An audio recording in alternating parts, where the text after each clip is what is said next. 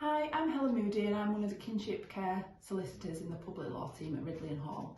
Today I'm going to be answering some questions about fostering allowances. So, what is a foster carer? A foster carer is someone who cares for a child who is not theirs. This could be a child of the family, so it could be a grandchild, it could be a niece or a nephew, or it could be a child not related to the family at all. The family, if it's a family member, the carer is known as a kinship foster carer, and if it's not related, then they will be known as mainstream foster carers. And how do you become a foster carer? So there'll be a slightly different process dependent upon your local authority, but generally there'll be an in-depth assessment of you as a foster carer, which could take up to 16 weeks. And once that assessment is complete, then you'll need to be approved at panel. So you go to panel and panel will make a decision as to whether you should be a foster carer, and then the final decision will lie with the agency decision maker who will sign you off as a foster carer. I've heard as well that as a foster carer you're entitled to an allowance, so what is that allowance? Yeah, fostering allowance is the financial support that is paid to carers. The carer could be related or unrelated to the child and they're still entitled to that fostering allowance regardless of their income or circumstances. And when is that paid? That should be paid from either the date that the foster carer is approved at panel, if the child's already in their care, or from the date that the child is placed in their care.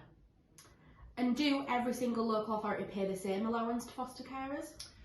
No, local authorities across the country do have slightly different fostering allowance amounts, as long as they're in line with the national minimum fostering allowance rates.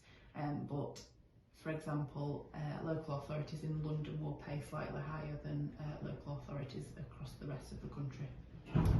And what's the difference between a fostering allowance and allowance that you get under a child arrangements order or a special guardianship order?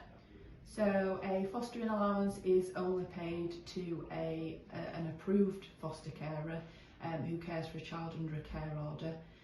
So that doesn't go on what their income is or anything like that. They receive the same allowance.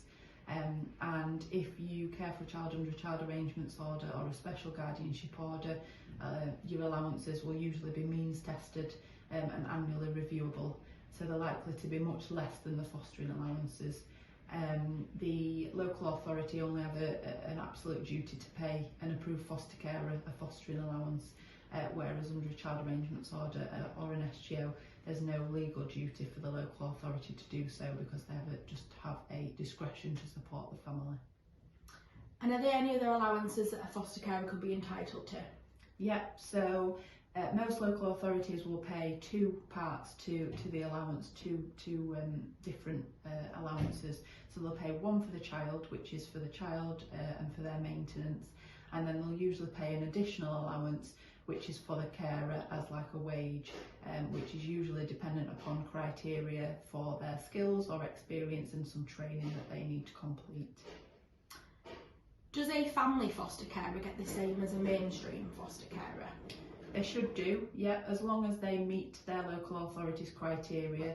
So as long as they've done the training requirements that are, that they need to do under that criteria, then they should get that additional allowance.